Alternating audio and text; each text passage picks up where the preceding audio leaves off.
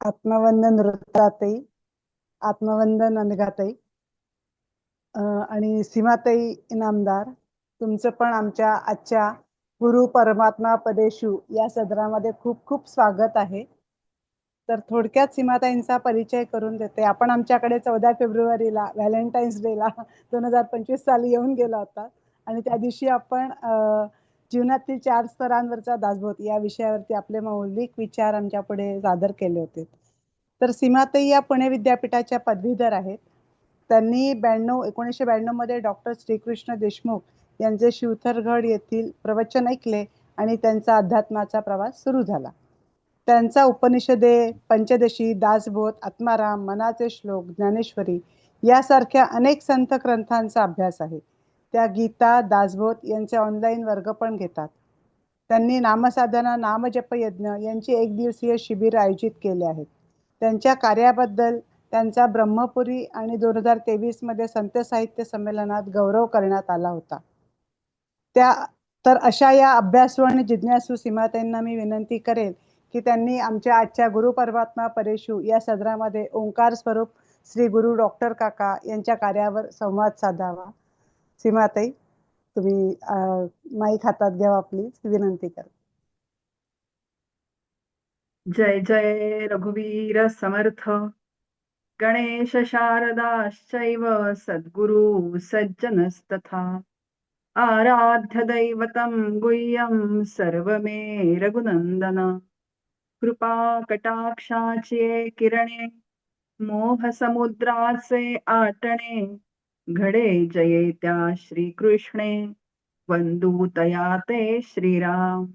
जयांचे करिता स्मरण होय सकल विद्यांचे अधिकरण. ते वंदूया श्री चरण श्री गुरूंचे. जय जय रघुवीर समर्थ. सद्गुरुनाथ महाराज की जय. श्री सद्गुरु डॉक्टर काकांच्या चरणांना साष्टांग नमस्कार करते.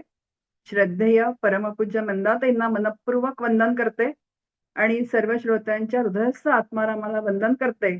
आणि आजचा जो आपला विषय आहे गुरु परमात्मा परेशू, परमपूज्य मंदाताईंचं एक काव्य आहे. त्या काव्याच्या आधारे आपण सद्गुरूंचं चरित्र बघणार आहोत.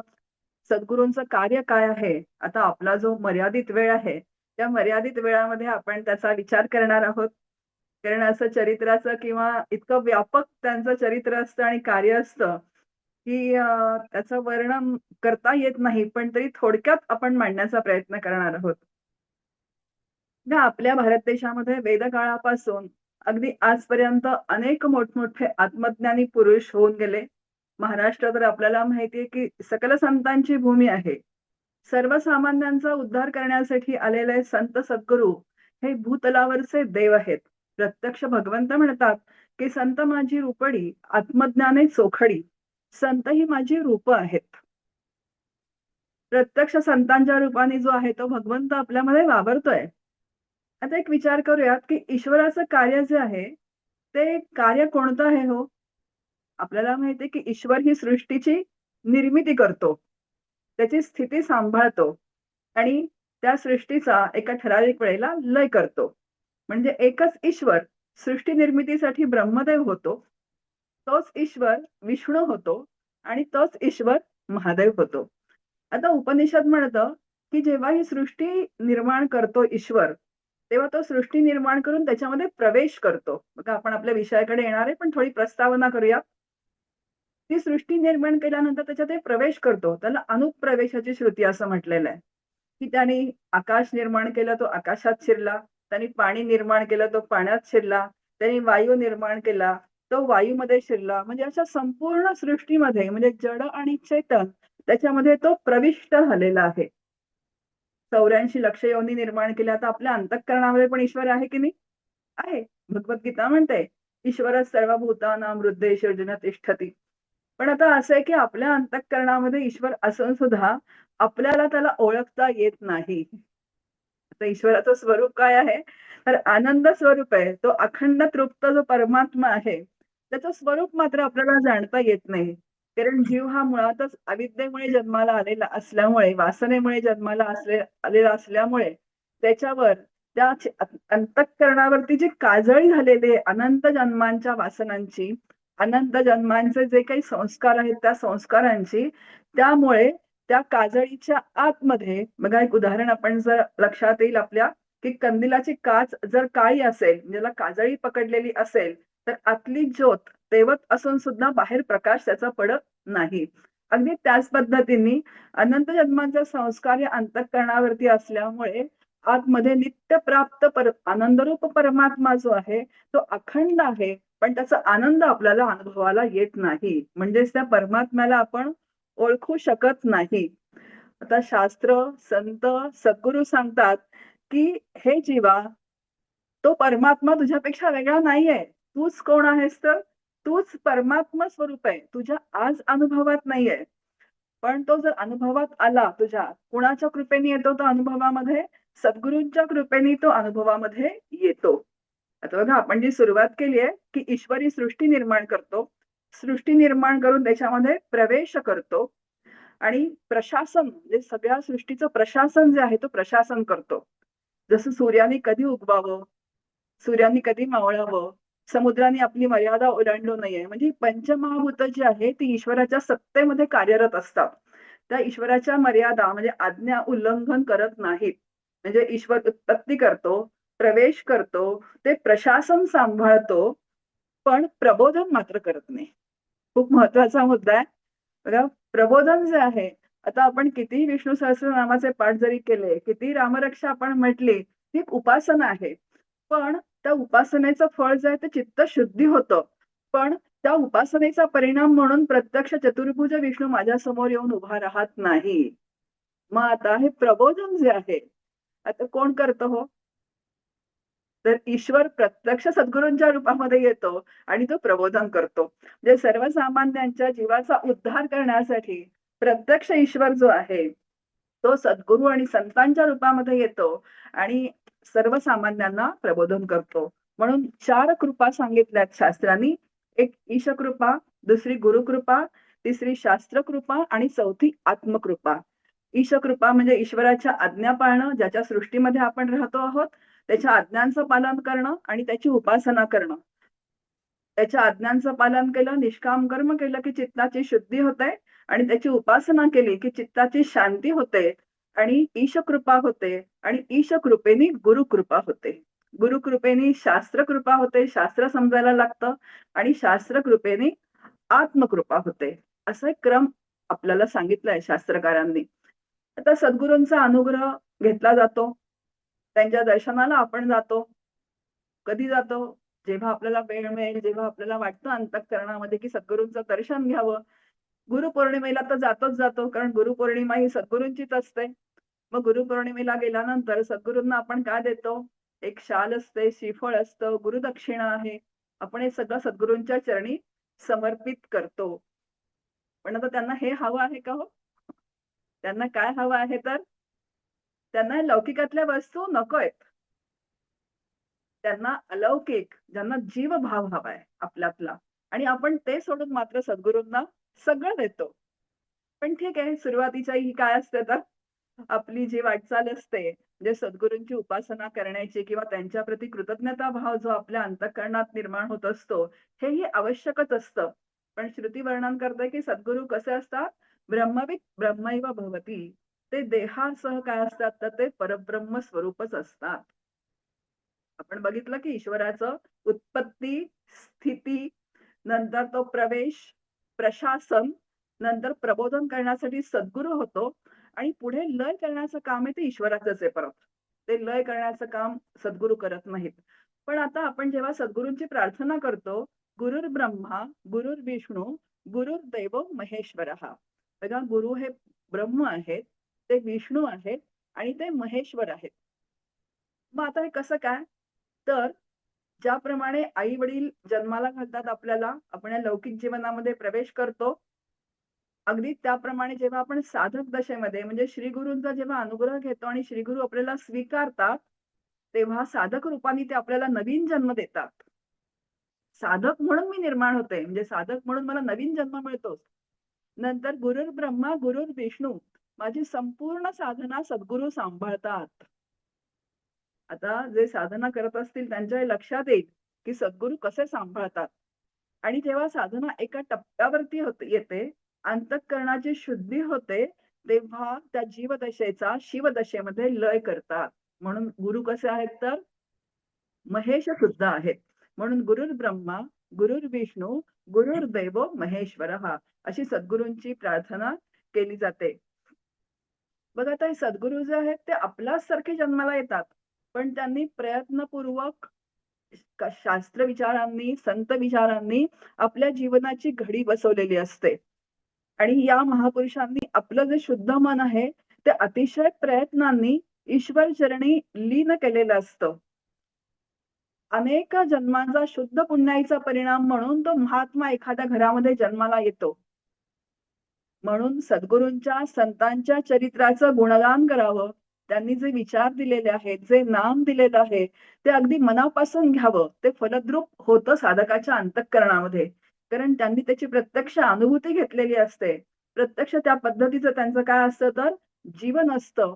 म्हणून सद्गुरूंचं, संतांच्या चरित्रांचं वाचन केलं जातं. परत वाचन केलं जातं. गोंदवलेकर महाराज आहेत, गजानन महाराज आहेत, स्वामी समर्थ आहेत. आता कितीतरी संत मंडळी आहेत. आता हे संत हे सद्गुरू सुद्धा असतात, सद्गुरू हे संत सुद्धा असतात. त्याच्यामध्ये फारसा काही फरक नाहीये. किंचितसा छोटासा फरक आहे. पण तो आपण आत्ता काय इथे बघू नये. आपल्या सगळ्यांना परिचित असेल तो. तर हे जे सद्गुरू असतात, त्यांच्या चरित्राचं गुणगान करावं. त्यांनी दिलेले जे विचार आहेत, त्या विचारांप्रमाणे आपल्या काय करावी तर घडी बसवून घ्यावी जीवनाची.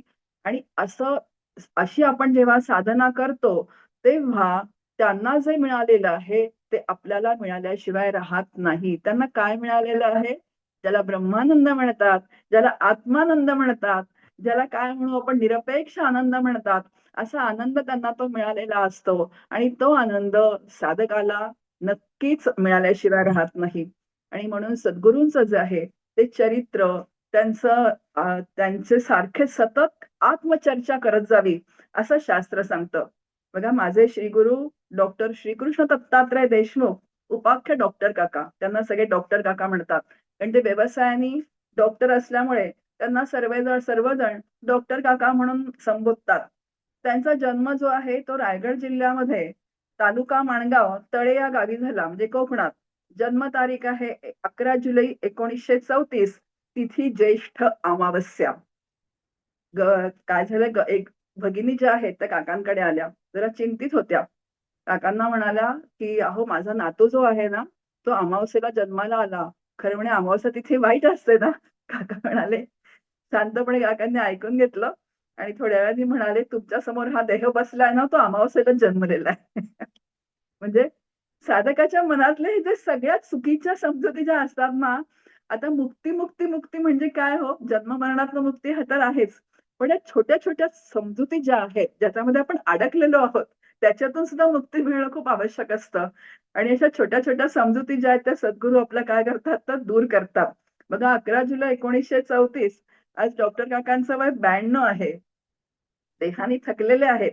आता देह देहाचं कामच करणार आहे. देह हे काळाचे, धन हे कुबेराचे, तुकोबा म्हणतात. देह देहाचं काम करतच राहणार आहे. पण तत्वरूपाने आजही ते अजर आणि अमर आहेत. त्यांच्या सहवासात जर आपण गेलो, तर प्रत्यक्ष अनुभूती जी आहे ती आनंदाची अनुभूती आपल्याला आल्याशिवाय राहत नाही. कारण प्रत्यक्ष तिथे मूर्तिमंत काय आहे तर आनंदच आहे. ब्रह्म म्हणजे काय? तर जे म्हणजे अजर अमर आहे. ते जन्माला येत नाही म्हणून ते म्हातारं होत नाही म्हणून ते काय होत मृत्यूपंथाने जात नाही. आता सगुण रूपाने ते आपल्याला दिसतात देहामध्ये. देहाला त्याची मर्यादा आहेच. सगळे संत जन्माला आले. आपल्या ते कार्य त्यांचं जे होतं नियोजित ते केलं त्यांनी आणि एका तारखेनंतर त्यांनी आपणहून देह ठेवलेला आहे. पण निर्गुण रूपाने ते आजही आपल्यामध्ये आहेत. आता हे सगुण ब्रह्म आपण बघतोय. बघा आता सगुण ब्रह्म एक भगिनी म्हणाल्या, की म्हणे हे काय म्हणतात ना सगुण निर्गुण जे आहे, ते निर्गुण ब्रह्माची आम्ही चर्चा करतो, अभ्यास करतो, पण आम्हाला काय अनुभवाला येईल असं काही वाटत नाही बाबा. पण मग एक दुसऱ्या भगिनी ज्या होत्या अभ्यासू, ज्येष्ठ, त्या म्हणाल्या, "अहो सगुण ब्रह्म हे निर्गुणापेक्षा वेगळंच नसतं. आपल्यासमोर आपले सद्गुरू जे आहेत ना, ते सगुण तेच निर्गुण आहेत. तुम्ही कुठे धावतायत निर्गुण करत. त्यांच्या चरणांशी तुम्ही नतमस्तक व्हा, शरणागत व्हा. तिथेच तुम्हाला काय तर निर्गुणाची अनुभूती आहे." सगुणाचं दर्शन घेता घेता जो निर्गुणाचा आनंद प्रगट होतो आणि दर्शनाच्या निमित्ताने आपल्या अंतःकरणात जो आनंद प्रगट होतो तेच निर्गुण परब्रह्म आहे. सगुण निर्गुणापेक्षा अजिबात वेगळं नाहीये. श्रद्धेय मंदातेंनी या काव्यामध्ये खूप छान वर्णन केलेलं आहे. कारण काहीतरी आपल्याला आधार लागतो आणि अतिशय सुंदर असं हे काव्य आहे. आणि त्या काव्याच्या आधारेच आपण डॉक्टर काकांचं जीवन उलगडण्याचा एक लहानसा प्रयत्न त्यांच्याच कृपेने मी करणार आहे. बघा इथे ध्रुवपद आहे. एक ध्रुवपद आणि कडवं सांगते आणि मग पुढच्या कडव्यांचा जसा जसा विचार येईल त्याप्रमाणे कडवं म्हणते. ध्रुवपद आहे. श्री गुरु काका चांगले, सद्गुरु काका चांगले, संसारी तन परमार्थी मन रंगले. वैद्यक शास्त्री निपुण मान्यता, व्यवसायाने सेवी जनता, रुग्णांची जाहली देवता, यश शिखरी असता व्यवसाया, इदम न ममया बुद्धी त्यजले, श्री गुरु काका सांगले. आता श्री गुरु डॉक्टर काकांचं यथार्थ वर्णन श्रद्धेय मंदादेंनी या काव्यातून केलेलं आहे. बघा, श्री गुरु आणि सद्गुरु असे दोन शब्द इथे मंदादेंनी वापरलेले आहेत. आता श्री म्हणजे श्रेष्ठ, अत्युत्तम असं जे परब्रह्म तत्व आहे, असं श्रेष्ठ जे परब्रह्म तत्व आहे, ते जाणणारे जे आहेत ते श्री गुरु काका आहेत. दुसरं सद्गुरु. सद्गुरुमध्ये सत धातू आहे. म्हणजे सत, सच्चित आनंद मधला सत धातू. सत म्हणजे परब्रह्म तत्व आणि त्याचा अनुभव घेतलेले, त्या ब्रह्मानंदामध्ये अखंड डुलत असलेले असे श्री गुरु काका आहेत, असे सद्गुरु काका आहेत. तर काका शब्दांची व्युत्पत्ती खूप छान एका साधक बंधूंनी केलेली आहे. तर जेव्हा कार्य दिसतं तेव्हा कारण असतं. थोडं शास्त्र आहे. आता कार्य म्हणजे काय? तर जेव्हा हे जगत दिसतं त्या अर्थी त्याला अधिष्ठान असलं पाहिजे, म्हणजे कारण असलं पाहिजे. ज्या अर्थी जीवरूपाने मी आहे त्या अर्थी काय आहे तर ईश्वरी सत्ता असली पाहिजे. कारण ईश्वर असल्याशिवाय खाली जी सृष्टी आहे आणि सृष्टीमधले सगळे जीव आहेत ते अनुभवाला येणं शक्य नाही. म्हणजेच कार्य दिसतं तेव्हा कारण त्याचं कोण आहे तर ईश्वर आहे. म्हणजे जे जे साकार दिसतं ते कार्य आहे आणि कार्य तिथे कारण असलंच पाहिजे, हा ईश्वरी सत्तेमधला नियम आहे. खूप सुंदर सांगितलं एका साधकांनी की कार्यकारण भावाचा काका असा शॉर्ट फॉर्म होतो. बघा, कार्यकारण भावाचा काका असा शॉर्ट फॉर्म होतो. काका शब्द उच्चारल्याबरोबर आपली वृत्ती सहज डॉक्टर काकांच्या रूपाशी एकरूप होते आणि रूपाशी एकरूप झाली की जो अंतःकरणात सद्गुरूंचं स्मरण झालं म्हणून जो अंतःकरणात आनंद प्रगट होतो तो काय आहे तर तो स्वरूपाचा आनंद आहे. म्हणून सगुण आणि निर्गुण हे कसे आहेत तर अगदी एकच आहेत. मग आता सद्गुरु तत्व एक आहे हो, कारण सद्गुरु तत्व वेगळं नाही आहे, पण नामरूप मात्र भिन्न आहेत. आता आपल्याच याच्यावरती संत चरित्रांची मालिका सुरू असते चॅनलवरती. अनेक संतांची चरित्र होतात. भगवंत म्हणतात कृष्ण विष्णू हरी गोविंद या नामाचे निखिल प्रबंध, माझी आत्मचर्चा विशद उदंड गाती. कृष्ण, विष्णू, हरी, गोविंद अशी माझी कितीतरी नावं आहेत. पण आत्मरूपाने मात्र मी कसा आहे तर एकच आहे. म्हणून कितीही संत सद्गुरू देहानी आले, त्यांचं अवतार कार्य त्यांनी केलं आणि आपल्यातून जरी ते आज देहानी नसतील तरी तत्वरूपाने मात्र ते आपल्यामध्ये आहेत. म्हणून एकच तत्व आहे पण अनेक नामरूप धारण करून ते येतं.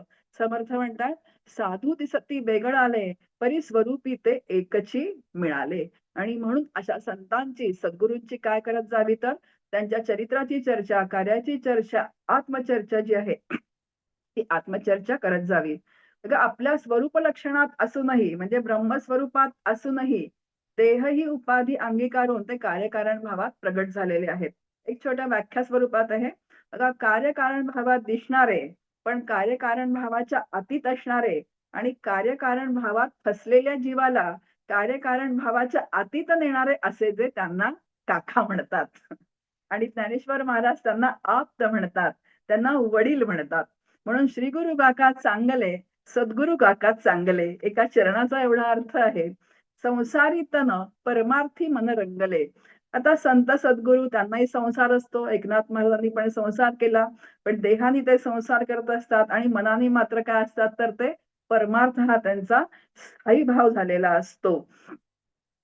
अगदी त्याचप्रमाणे डॉक्टर काकांनी सुद्धा त्यांचं शिक्षण पूर्ण झाल्यानंतर ते सरकारी नोकरी करत होते आणि नंतर त्यांनी मुरगुडमध्ये एक हॉस्पिटल सुरू केलं 13 खाटांचं आणि त्यांना प्रपंच सुरू झाला.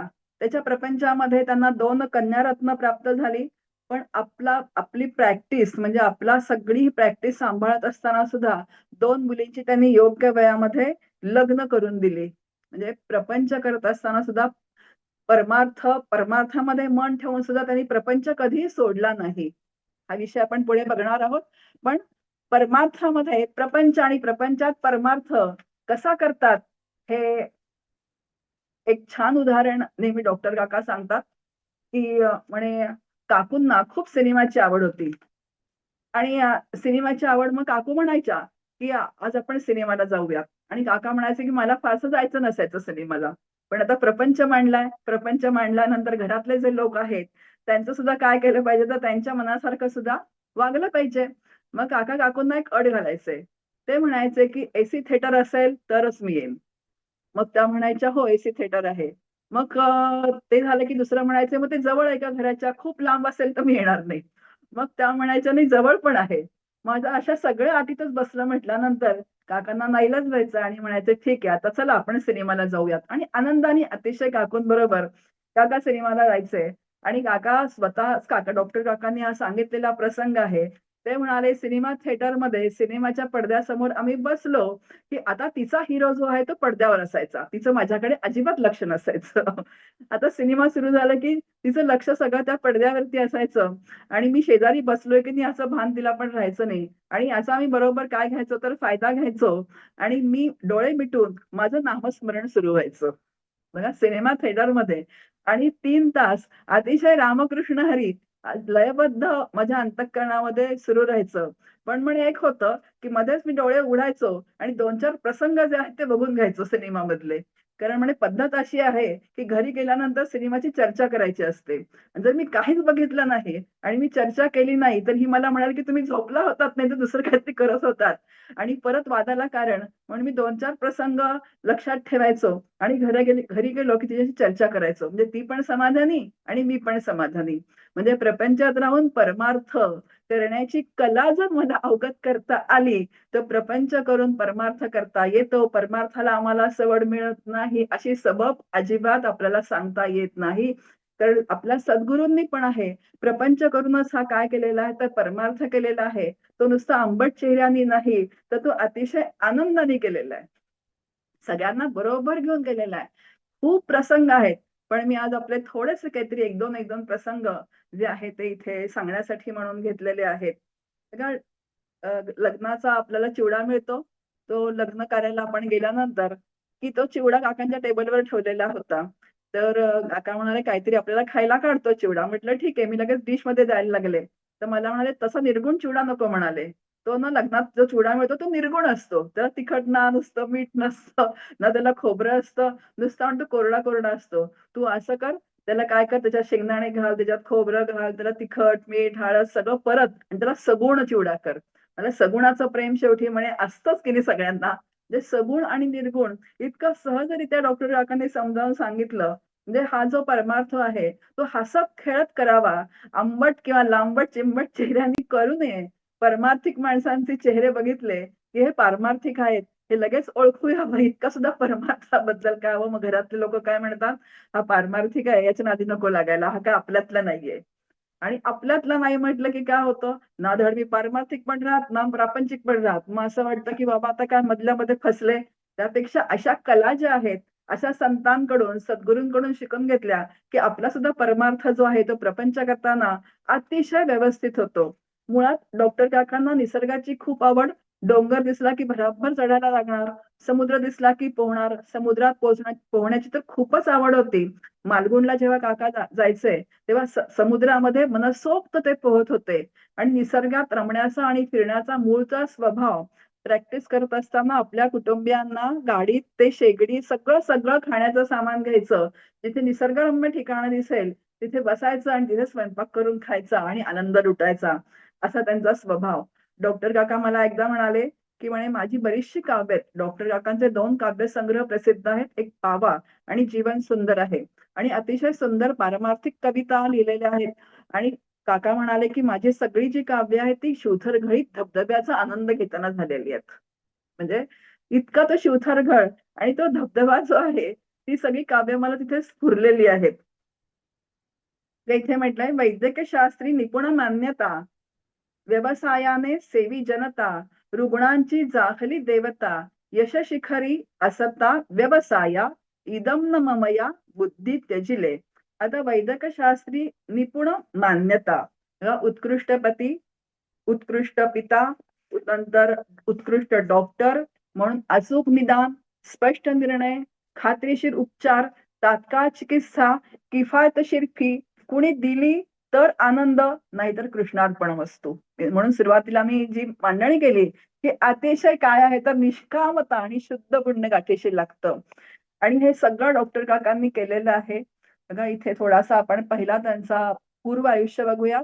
परमपूज्य काकांनी पुणे येथील आयुर्वेद महाविद्यालयामध्ये वैद्यकीय अभ्यासासाठी इसवी सन 1951 मध्ये प्रवेश घेतला आणि एक होतकरू, उमदा, देखणा, गोरापान, उंच, सडपातळ आणि प्रसन्न तरुण, ज्याचं श्रीकृष्ण हे नाव, तो DASF ही परीक्षा 1955 मध्ये उत्तीर्ण झाला आणि आयुर्वेद डॉक्टर बनला.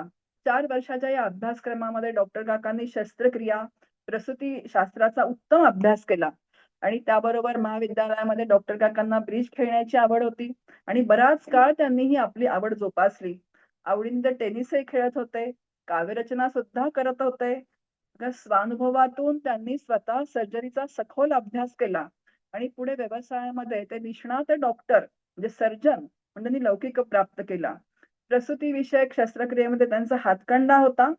अनेस्थेशियाचा सुद्धा त्यांनी अभ्यास केला, त्याच्यामध्ये पण नैपुण्य त्यांनी मिळवलं.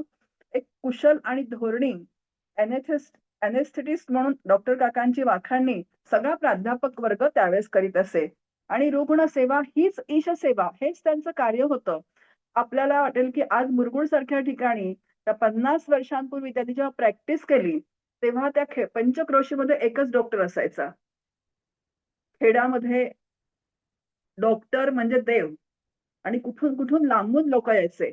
एक वेळ अशी झाली की मुसळधार पाऊस पडत होता. शेजारच्या गावातून निरोप आला की तिकडे पेशंट आहे. आता जायचं कसं? डॉक्टर काकांबरोबर एक जण नेहमी सहकारी असायचे. त्यांनी त्यांची ती पेटी घेतली आणि नंतर डॉक्टर काका स्वतः त्या पाण्यामध्ये नदीमध्ये उडी घेतली आणि पोहून जाऊन त्या पेशंटला तपासून परत आले या तीरावरती. म्हणजे ही जी निष्काम सेवा आहे ना, म्हणजे आता ही निष्काम सेवा बघायला आपल्याला खूप मिळते, खूप कमी मिळते. आणि परत त्या पेशंटला खिशातले पैसे काढून द्यायचे की बाबा हे पैसे घे, कारण खेड्यामध्ये अत्यंत गरिबी, कुणाजवळ पैसा नसायचा. असेल तर शेतामध्ये काही धान्य, भाजीपाला तेवढाच त्यांच्याकडे असायचा. रोकड पैसा म्हटलं तर खूप कमी असायचा. मग डॉक्टर काका स्वतःच्या खिशातले पैसे काढून द्यायचे त्या रुग्णाला आणि म्हणायचे की बाबा हे औषध घे, बरा हो आणि मला परत काय करतो तू चांगला झाला म्हणून भेटायला ये. आता 1962 साली काकांनी जी कोल्हापूरला सिव्हिल हॉस्पिटलमध्ये सरकारी जी नोकरी होती, त्याच्यानंतर त्यांची बदली 1962 ला मुरगुडात झाली आणि मग त्यांनी सरकारी नोकरीचा राजीनामा दिला आणि स्वतःचा 13 खाटांचं एक सुसज्ज हॉस्पिटल जे आहे, ते त्यांनी गावामध्ये सुरू केलं. आता या गावात इथे सुद्धा काय आहे तर कधी कुणाशी कॉम्पिटिशन नाही, कुणाशी स्पर्धा नाही. आपलं काम जे आहे ते चोख करणं. आणि हा डॉक्टर म्हणजे देवच आहे आणि ह्या डॉक्टरांकडे गेल्यानंतर आपला आजार बरा होतो. त्यांच्या हाताचा स्पर्श आपल्या शरीराला झाला, अंगाला झाला, की आपल्याला खूप समाधान मिळतं. असं म्हणून दुरून-दुरून लोकं काय होते तर तिथे डॉक्टर काकांकडे येत होते. आणि रुग्णसेवा ही डॉक्टर काकांनी व्रत म्हणून स्वीकारली होती. परमपूज्य काकांनीच सांगितलेला एक त्यांच्या शब्दातला अनुभव आहे. काका म्हणाले, की माझी प्रॅक्टिस खूप जोरात सुरू होती. आणि पेशंटची पण खूप गर्दी असायची. ते म्हणाले, "मी कधी अशी फी मागितली नाही." कारण फी मागण्यासारखे पेशंट तसे येतच नव्हते आणि मागितली तरी ₹2-4 फी असायची आणि रोख पैसा कमी. सिझेरियन झालं तरी सुद्धा त्यांच्याकडे एवढे पैसे पैसे नसायचे. खरं म्हणजे 99% नॉर्मल डिलिव्हरीज त्यावेळेस होत होत्या. आत्ताही सगळं काय निघाली आहे तर सीझर करा म्हणून. पण तेवढे सुद्धा पैसे द्यायला लोकांकडे नव्हते. आता एकदा असंच झालं, की एक बाळंतीण झाली आणि घरी जायची वेळ आली, डिस्चार्ज द्यायची वेळ आली. पण तिचा नवरा तिला घ्यायला आला आणि मग तो म्हणाला, की "माझ्याकडे अजिबात पैसे नाहीत तुम्हाला द्यायला. पण म्हणे, की आज माझ्याजवळ 4 जुड्या आहेत मेथीच्या, त्या मी इथे ठेवतो." डॉक्टर काका काही म्हणाले नाहीत. "ठीक आहे," म्हणाले. जा आनंदाने त्याला निरोप दिला आणि त्या जुड्या त्यांनी ठेवून घेतल्या. डॉक्टर काका नेहमी असं सांगतात, की पैसे मागून मिळत नाहीत. ते मिळायचे असतील आणि ते मला मिळणारच असतील, तर ते मला मिळाल्याशिवाय राहत नाहीत. असाच एक प्रसंग ते सांगतात, की आता असंच की ते निघाले होते मोटरसायकलवरती त्यांचा मित्र आणि ते, आणि मध्ये गाडी पंक्चर झाली म्हणून टायर बदलायला म्हणून ते उभे राहिले. तेवढ्यात एक समोरून ट्रक आला आणि त्यांच्या समोर थांबला आणि त्याच्यातनं एक माणूस उतरला. तर आणि त्यांनी काकांना नमस्कार केला. ते म्हणे, "काय बाबा, काय झालं?" ते म्हणे, "नाही, हे तुमचे पैसे." ते म्हणाले, "कशाचे पैसे?" म्हणे, "त्यावेळेस तुम्ही 3 वर्षापूर्वी माझ्या बायकोचं बाळंतपण केलं होतं. त्यावेळेस माझ्याकडे त्याला काहीही नव्हतं. मी फक्त 4 मेथीच्या जुड्या ठेवून तुमच्या समोर गेलो होतो. तुम्ही काही बोलला नव्हता. पण आज माझ्याकडे पैसे आलेले आहेत आणि तुम्ही आत्ता मला रस्त्यात दिसलात आणि म्हणून मी उतरलो आणि हे तुमचे पैसे."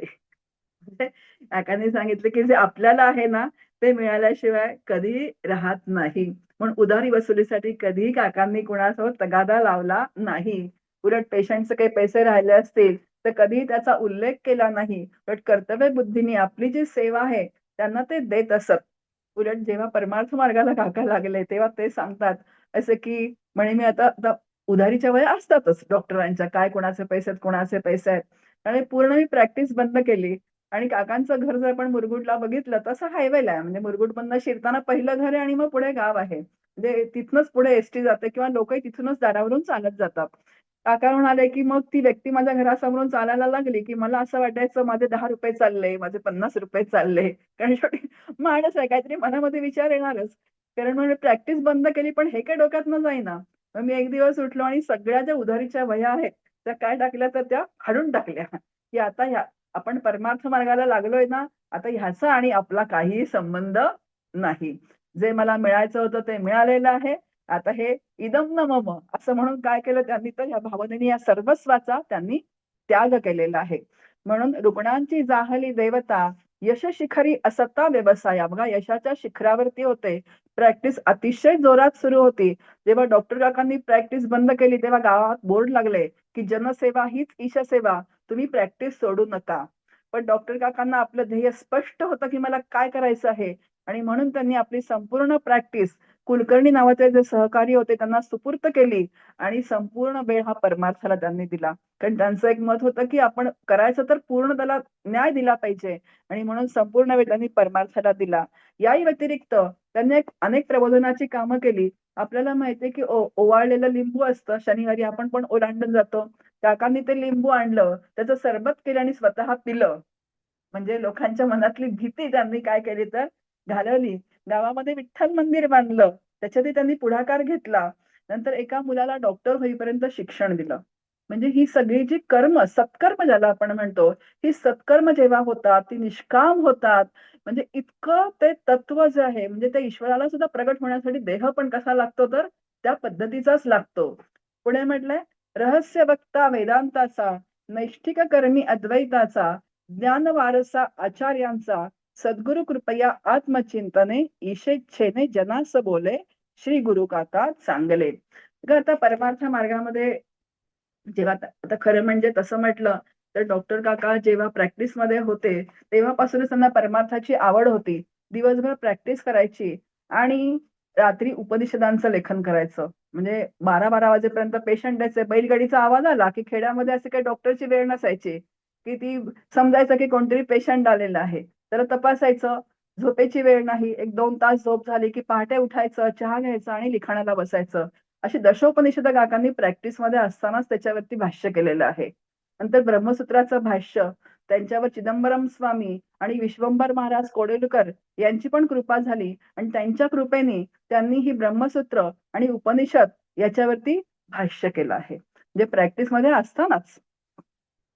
आणि हे नंतर मग प्रॅक्टिस सोडल्यानंतर हे वेदांत शास्त्र जे आहे ते सर्वसामान्यांपर्यंत पोहोचवावं, पोहोचवण्यासाठी हा जो त्यांची भ्रमंती सुरू झाली किंवा प्रवचन किंवा लेखन जे आहे ते वेदांत शास्त्र. तर वेदांत म्हटल्यानंतरच लोक काय होतात, जरा थोडीशी घाबरतात. आमची आपली भक्ती बरी. पण आता जो शुद्ध केवल अद्वैत शुद्ध वेदांत जो शंकराचार्यांचा आहे, तर शंकराचार्यांनी काय सांगितलंय तर शुद्ध वेदांत सांगितलेला आहे.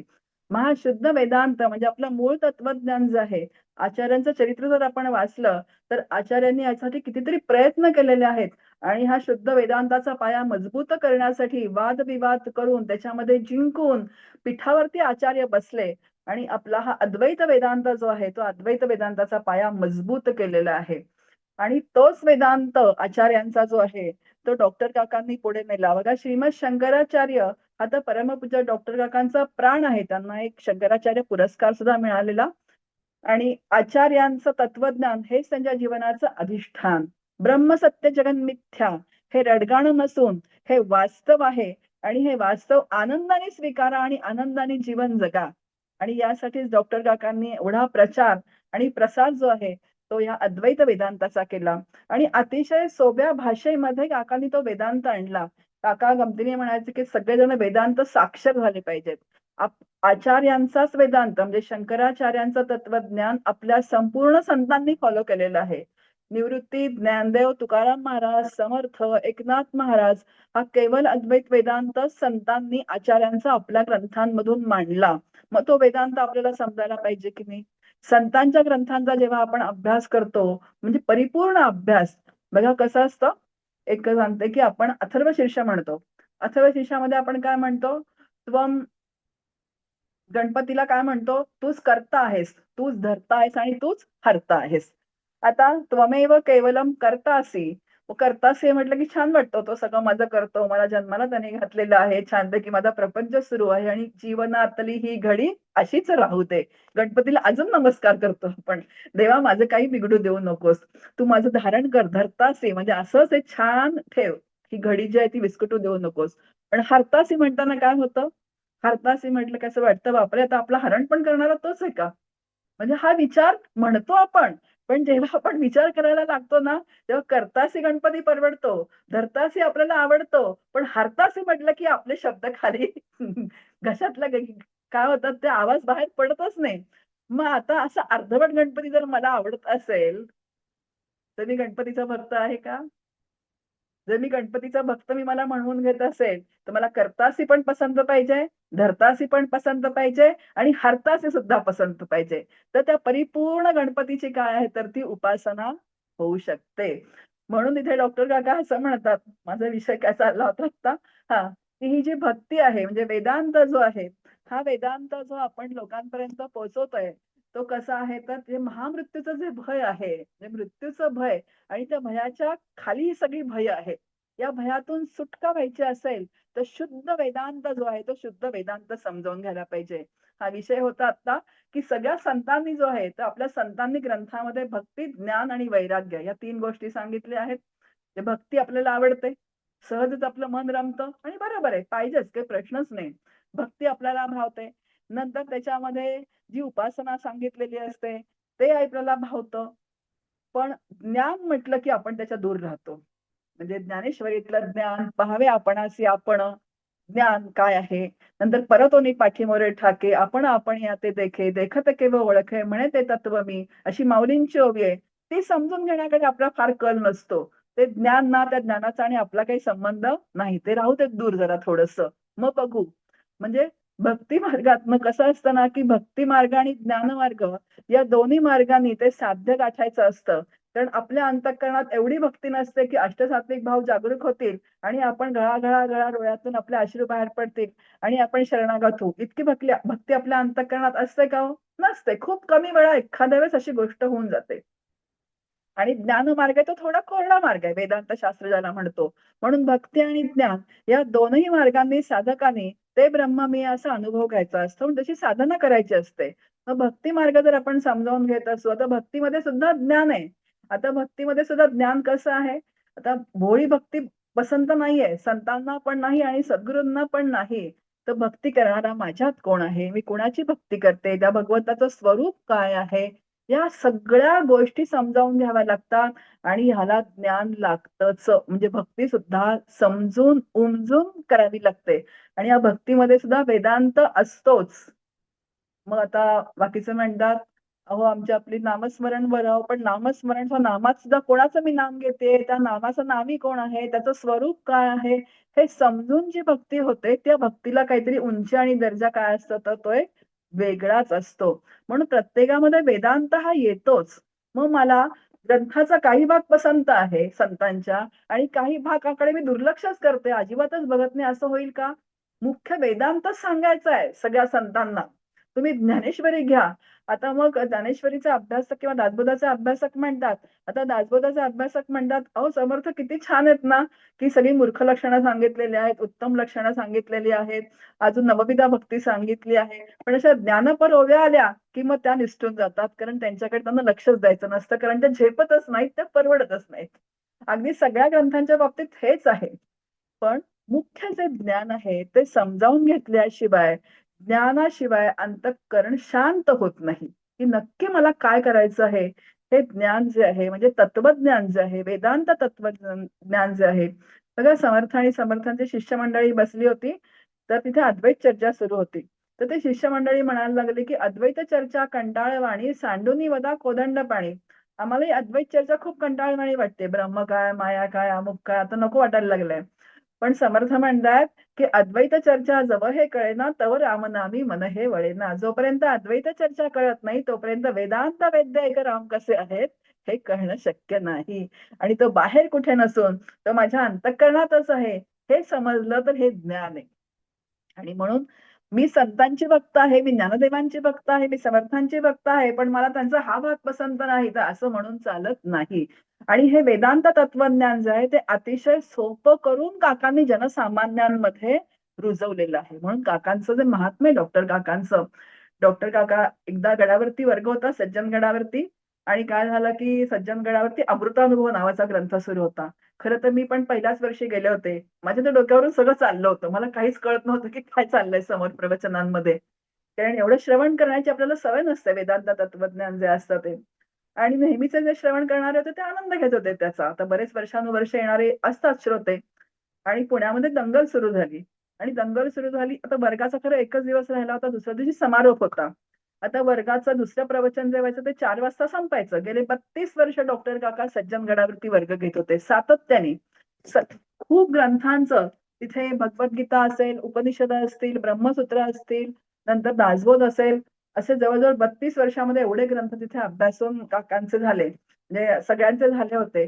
300-350 लोकं गडावरती वर्गाला जायचे. आणि दंगल सुरू झाली आणि उद्या समारोप. आणि आपल्याला माहितीये की गडाच्या इथे कमान आहे. आता वर्ग संपला की सगळे फिरायला निघतात थोडेसे पाय मोकळे करायला. दोघं तिघ जण चालले होते आणि आम्ही तिथे बसलो होतो कट्ट्यावरती. ते म्हणतात, अहो दंगल सुरू झालीये. आपण आजच गडावरून निघूयात म्हणे. नाहीतर उद्या आपल्याला बसेस मिळणार नाहीत. एक दुसरे गृहस्थ म्हणतात, की म्हणे अहो वर्गाचा 1 दिवस राहिलाय. आपण 7 दिवस अटेंड केलेले आहेत आणि 1 दिवस वर्ग सोडून जाणं योग्य नाही. तिसरे म्हणतायत, की अहो काय करता अटेंड करून सगळं डोक्यावरून चाललंय. त्यापेक्षा आजच जाऊ. तर म्हणाले, अहो सगळं डोक्यावरून चाललंय म्हणाले, नाहीतरी काय फरक पडणार आहे. तर काकांच्या कानावर या गोष्टी येत असतात. कारण काका पण फिरायला निघायचं त्यावेळेला गडावरती. काकांनी प्रवचनामध्ये सांगितलं, की हे बघा म्हणे, मी माझी उंची कमी करणार नाही. तुम्ही तुम्ही डोक्याची उंची वाढवा. कारण कोणीतरी हा शुद्ध अद्वैत वेदांत जो आहे आचार्यांचा, तो सांगितला पाहिजे. कारण सगळीकडे कथा सुरू असतात, सगळीकडे प्रबोधन सुरू असतं. अनेक पद्धतीने प्रबोधनकार असतात करणारे, तेही व्हावं लागतं. पण हा केवळ अद्वैत वेदांत जो शंकराचार्यांचा आहे, तो सांगितलाच गेला पाहिजे. नाहीतर तो कसा आपल्यापर्यंत पोहोचणार? आणि श्रवण करून करूनच ते काय होते तर त्याची सवय होऊन जाते म्हणजे. आणि मग वेदांताची पण ती आवड चित्ताला लागावी लागते. आणि हे वेदांत साक्षर करण्याचं काम जे आहे ते डॉक्टर काकांनी अतिशय म्हणजे सामान्य लोकांपर्यंत पोहोचवण्याचं जे काम आहे ते डॉक्टर काकांनी केलेलं आहे. तर 1975च्या सुमाराला ईशावास्य उपनिषदावर काकांनी अविबद्ध टीका केली आणि त्याचा अर्थ लिहिला. मग खंदारकर महाराज जे आहेत, त्यांचा तुकाराम गाथा काकांच्या वाचनात आला होता. आणि काकांना त्यावेळेस काकांनी सद्गुरू केलेले नव्हते.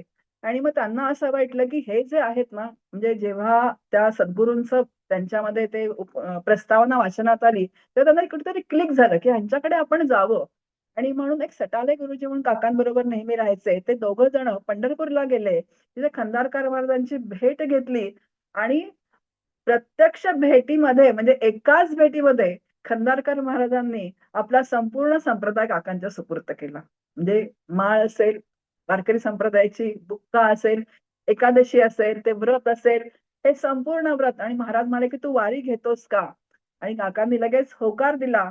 आणि काय झालं तर बघा तो प्रसंग असा सांगितला जातो, की जेव्हा काका खंदारकर महाराजांसमोर बसले, काकांनी त्यांना द्यायला खरबुजं आणली होती 2. त्यांनी अर्पण केली. आणि त्यांना नमस्कार केला. आता डॉक्टर काकांनी महाराजांना काय अर्पण केलं आणि त्याच्या मोबदल्यात महाराजांनी काकांना काय दिलं, हे जेव्हा कळेल तर तो सुवर्ण क्षणच म्हणावा लागेल. कारण गुरु शिष्याला काय देतात, तर ही पूर्ण सांप्रदायिक परंपरा देतात. ही पूर्ण शक्तिपात दीक्षा देतात, की ही परंपरा तू पुढे चालव. तो अधिकारी शिष्य त्या पद्धतीने जर समोर सद्गुरूंच्या आला, तर आपलं संपूर्ण जे आहे, जशी आई मुलाला संपूर्ण देते, वडील मुलाला संपूर्ण आपलं सगळं देऊन टाकतात, त्या पद्धतीने सद्गुरू त्या सत्शिष्याला जे आहे, ती सगळी आपली परंपरा देतात. आणि मग जो आनंद तुला मिळालेला आहे, तो परमानंद तू आता सगळ्यांना काय करतं तू, तो वाट. अशी त्यांना आज्ञा झाली. आणि मग काकांनी 1985 सालापासून अनुग्रह ते सगळ्यांना द्यायला लागले. मग त्याच्यानंतर त्यांचं जर आपण वाङ्मय बघितलं तर उदंड वाङ्मय काकांचं आहे. काका प्रवचनासाठी खूप फिरले. हजारो प्रवचनं काकांनी केली. अगदी ब्रह्मपुरी, गडचिरोली पासून Khamgaon, Jalgaon, Yavatmal, Konkan, America, Dubai, Jakarta, Indonesia इतकं काका भ्रमंती करत होते. आणि आत्ताच्या सारखी विमानं सुद्धा त्यावेळेस नव्हती. तो प्रवास महाराष्ट्र एक्सप्रेसमध्ये बसायचं, जिथे जाईल तिथे मिळेल ते खायचं, पुढे जायचं. म्हणजे झपाटल्यासारखं जे काम आहे ते डॉक्टर काकांनी केलेलं आहे. ज्यांच्या घरी जात तिथे परत 3:30ला चहा घेऊन काय करायचं, तर अनेक लेख जीवन विकासमध्ये, नंतर सज्जनगडच्या अंकामध्ये असे अनेक अंक जे निघायचे त्याच्यामध्ये अनेक लेख लिहायचे. अनेक ग्रंथांचं त्यांनी लेखन केलेलं आहे.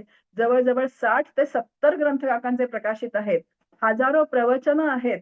नंतर त्याच्यामध्ये आपण म्हणू की भ्रमण तर खूपच केलं आणि साधक इतके निर्माण केले. काका म्हणतात की एक सिद्ध निर्माण करण्यापेक्षा अनेक साधक निर्माण करणं खूप महत्वाचं असतं. म्हणून सगळ्यांना त्यांनी काय लावलं, तर साधनेला लावलं.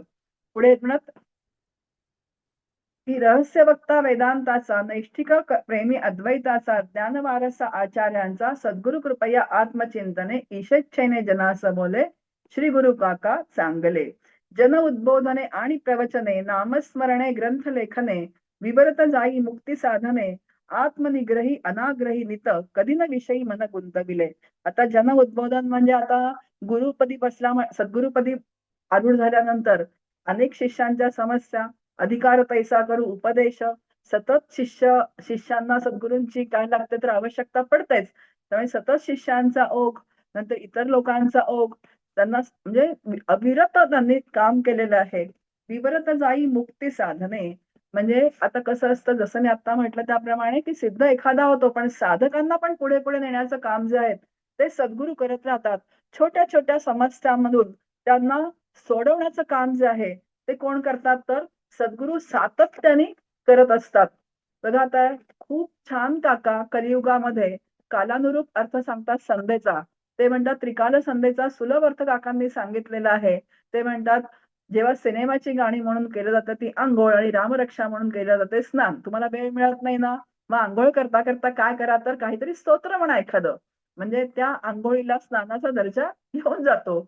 आता संध्येला मुलांना वेळ मिळत नाही, पण एक नाम तर घेऊ शकतात. गाडी चालवताना नाम घेऊ शकतात किंवा जेव्हा मोकळं मन असतं तेव्हा नाम घेऊ शकतात. आणि वैश्वदेव म्हणजे काय, तर आता कोणी वैश्वदेव करत नाहीत. मग माध्याने एखाद्या गरीबाला अन्न द्यावं, झाला वैश्वदेव. जे कालानुरूप अशा छान जे विचार आहेत ते काकांनी बसवून दिलेले आहेत. आणि प्रत्येकाला अगदी सहज बोलण्यातून काय करतात, तर ते मोकळं करत राहतात. अहो मोक्ष मिळेल तेव्हा मिळेल, कोणी बघितलाय? पण आत्ताचं जीवन माझ्या हातात जे आहे ते आनंदाने जगणं खूप महत्वाचं असतं. आणि त्या आनंदाने कसं जगावं हे आपल्याला सद्गुरू जे आहेत ते त्यांच्या आचरणातून, बोलण्यातून, प्रत्येक गोष्टीतनं ते आपल्याला शिकवत राहतात.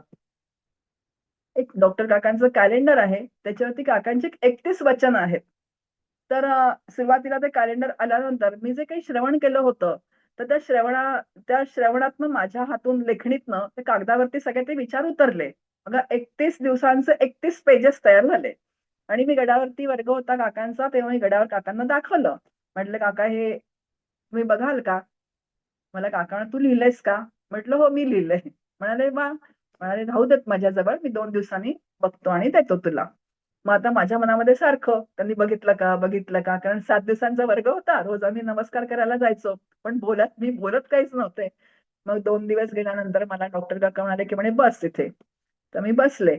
मग त्यांनी माझ्या हातात ते दिलं आणि मग मी घेतल्यानंतर मला एक शंका होत, म्हणजे माझं काही जे एक होतं तिथे कमी होतं, त्यांनी मला सांगितलं की इथे इथे असं कमी आहे म्हणून. आता सज्जनगडावर जर आपण गेलो, म्हणजे तुम्ही सगळेजण गेला असाल कधीतरी, तर सज्जनगडाच्या इथे जे समाधी मंदिर आहे त्याच्या शेजारी रूम आहेत त्या त्या बाजूला. तिथे वरती डॉक्टर काकांची निवासाची व्यवस्था मारुती बुवा करत असत. म्हणजे ते वरती पत्र आहे असं जरा. आणि तर मी बसले आणि तेवढ्यात पाऊस सुरू झाला. आता काकांनी माझ्या हातात ते दिलं, मलाही खूप छान वाटलं. चला बाबा, सद्गुरूंनी बघितलं, आपण पहिल्यांदाच लिहिलं, जरा थोडा अहंकार निर्माण होतोच ना अंतःकरणामध्ये कुठेतरी. आणि तेवढ्यात पाऊस, म्हणजे पाऊस जोरात नाही, पण असं टप टप टप टप थेंब पडायला लागले. आणि एकदम नीरव शांतता झाली. काकू बसल्या होत्या, काका बसले होते आणि मी शेजारी बसले होते आणि सगळे निघून गेले होते फिरायला. बाकीची शिष्यमंडळी होती ती. जे साधक वर्ग जो होता आला होता, अभ्यास वर्गाला तो. आता तेवढ्यात पाऊस पडायला लागला म्हणून मी तिथे बसले, की तेवढा पाऊस थांबला की आपण निघून जाऊया. आणि माहिती नाही, पण सद्गुरूंच्या लक्षात येतं, की काका एकच वाक्य बोलले. म्हणे, "नुसतं तडतड वाजतंय, पण जोर काही नाहीये त्याच्यामध्ये." बरं का. आता मला त्यावेळेस काहीच कळलं नाही. मी तिथून बाहेर पडले, पाऊस थांबला आणि पायऱ्या उतरला, की मला असं वाटलं, काका हे असं वाक्य का बरं बोलले असतील, की तडतड वाजतंय, पण जोर काही नाहीये. आणि मग मी पायऱ्या उतरून खाली आले. मग नंतर माझ्या मनात विचार सुरू झाले, की आपण हे जे लिहिलंय ना, त्याचा आपल्याला एक किंचित का होईना आतमध्ये एक अभिमान झाला होता, की मी लिहिलं आणि मी कधी काकांना दाखवीन आणि ते कधी छान म्हणतील.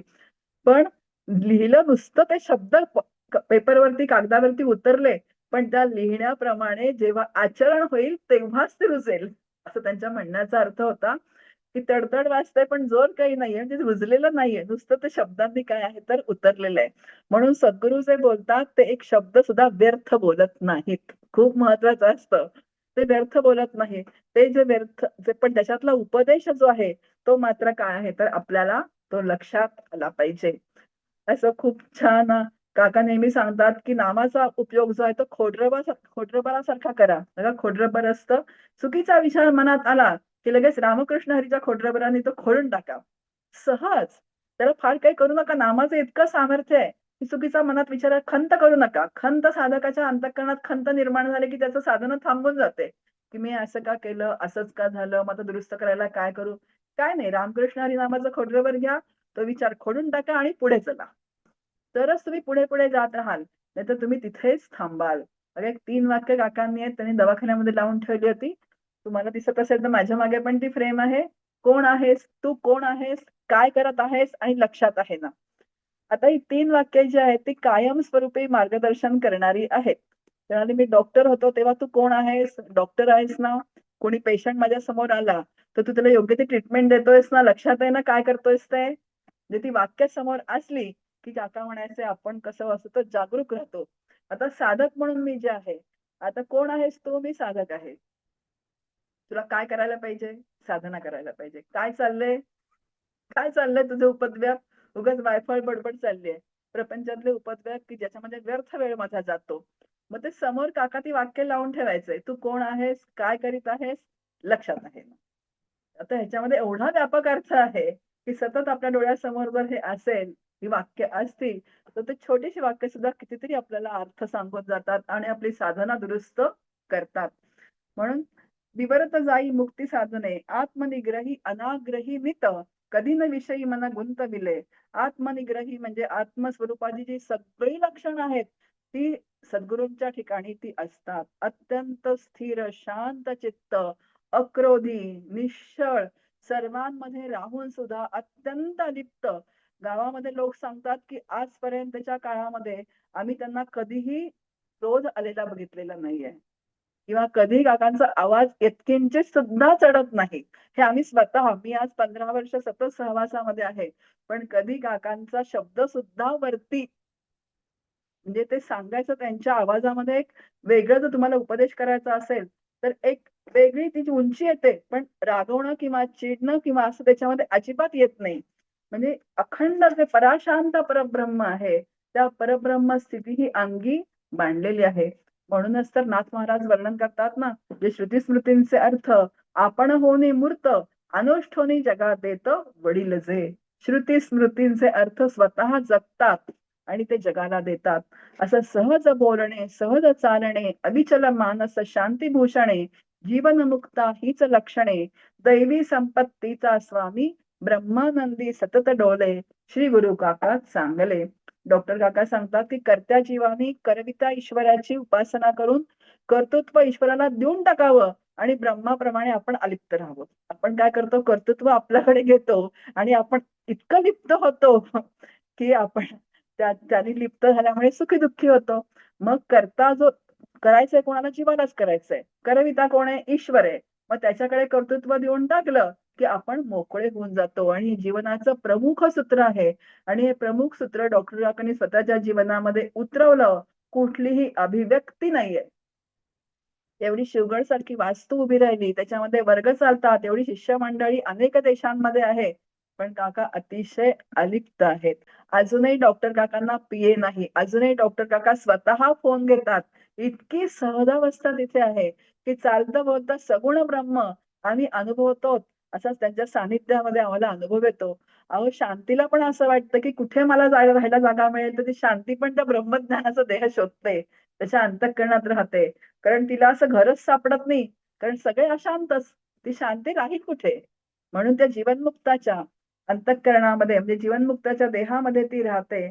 अत्यंत दयाळू, क्षमाशील स्वभाव, सहज स्वभाव, अक्रोध, भूतेषु दया, अलोलुप्त्वम, तेज, क्षमा, धृती.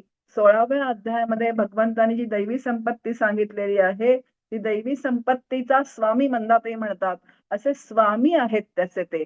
ते सगळे जे दैवी संपत्तीचे गुण ते काय करतात तर बाळगतात आणि अखंड ब्रह्मानंदी डोले म्हणजे ब्रह्मानंदामध्ये सतत डुल्लत असलेले असे जे सद्गुरू आहेत, असे जे डॉक्टर काका आहेत, असे जे श्रीगुरू आहेत आमचे सगळ्यांचे आपल्या, ते कसं आहेत तर श्री गुरु काका चांगले, सद्गुरु काका चांगले. या काव्याचा मी आपला दिलेल्या वेळामध्ये चिंतन मांडण्याचा प्रयत्न केला आहे. थोडक्यामध्ये सांगण्यासारखं तर खूप आहे. मला आवरत नव्हतं, पण माझ्या समोर जेवढं मी आलं तेवढं मी इथे सांगितलेलं आहे. प्रसंग म्हटलं तर खूप एकामागे एक आठवायला लागतात इथे बसल्यानंतर. पण आपल्या मर्यादित वेळेमध्ये मी चिंतन मांडण्याचा प्रयत्न केला. जय जय रघुवीर समर्थ. खूप छान, खूप छान ताई. विवेचन खूप सुंदर झालं आणि तुम्ही जे काही सांगितलं त्याचं मी जस्ट एक थोडक्यात जिस्ट म्हणजे मला समजलेलं सांगते. मी काही खूप काही कळत नाही, पण मला वाटलं ते मी लिहून घेतलंय. जसं की परमात्मा हा सद्गुरूंच्या कृपेने अनुभवायला येतो, हे एक मला वाक्य खरंच खूप छान वाटलं. आणि ईश्वर हा संतांच्या आणि गुरुच्या रूपात येऊन प्रबोधन करतो. नंतर तुम्ही ज्या कृपा सांगितल्या, ईश्वर हो. कृपा, गुरु शास्त्र कृपा आणि आत्मकृपा, खूप छान त्याचं विवेचन तुम्ही आम्हाला सांगितलं. नंतर श्री गुरु आणि सद्गुरू यांच्यातला फरक तुम्ही सुंदर सांगितला, म्हणजे छान. आणि कार्यकारण भाव आणि त्याचा काका, हे जे काही तुम्ही जोड ती पण खूप मनाला म्हणजे भावली एकदम.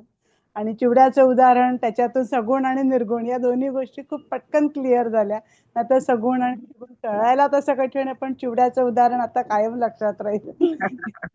म्हणजे छान असं सांगायला तुम्ही खूप सुंदर आम्हाला समजावून सांगितलं.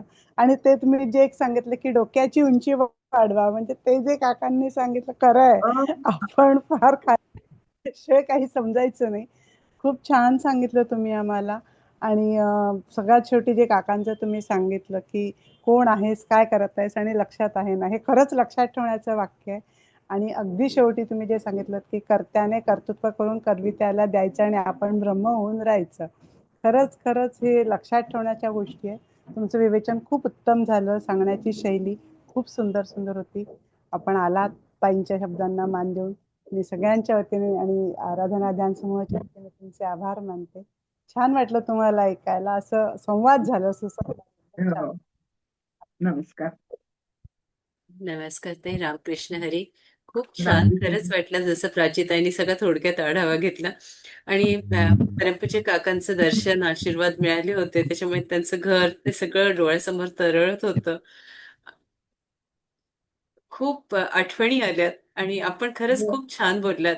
खूप दिवसांपासून इच्छा होती. तर तेच मी तुम्ही विचारल्यानंतर मी आधी थोडा विचार करत होते, पण आता बसल्यावर असं लक्षात आलं की बापरे, केवढा केवढा व्यापक आहे ते आणि आपल्याला किती कॉम्पॅक्ट करून सांगायला लागलं. उद्यापासून आचार्य डॉक्टर हो. ज्योत्स्नाताई पाटणकर येतात आहे आणि हाच विषय घेऊन येतात आहे, सद्गुरू लक्षण. त्या हं. पण म्हणाल्या की काहीतरी बेस हवा म्हणून आपण सद्गुरू लक्षण घेऊ आणि त्या पण डॉक्टर काकांवरच बोलणार आहेत. तर मी अरे वाह! सगळ्यांना विनंती करते आज की जे साधक मंडळी आज आले होते त्यांनी 7 दिवस सलगपणे ताईंचं जरूर ऐकायला यावं. ही अगदी नम्र विनंती. छान. ताई आपण काकांवर जसं बोललात तसं परमपूज्य गंधेताईंवर बोलावं असं एक विनंती मी आता जाता जाता करते म्हणजे पुढच्या हो, वेळेला हो. मंदाताई गंधेंवर बोलावं असं एक हो, खूप बरं. दिवसाची ठीक आहे. इच्छा आहे. पण थोडा वेळ द्यावा लागेल कारण काका जरूर आमच्या जरूर. समोर आहेत. मंदाताईंना थोडंसं म्हणजे माहिती आहे, पण थोडी अजून त्यांच्याबद्दल माहिती करून घ्यावी लागेल. हा. कदाचित माझ्यापेक्षा ज्योत्स्नाताई बोलतील, कारण ज्योत्स्नाताईंचा खूप सहवास आहे अच्छा. मंदाताईंचा. कारण ते लोकं खूप जुने आहेत ना, ज्योत्स्नाताई वगैरे अशा म्हणजे ना. पण मी तरी प्रयत्न करेन आम्ही तेवढे. बॉल तुमच्या कोर्टात टाकून ठेवतो. हो, हो, हो, हो. नक्की, नक्की. खूप धन्यवाद ताई. हो, खूप खूप नमस्कार. धन्यवाद ताई. भेटूया. हो, ते. धन्यवाद. रामकृष्ण.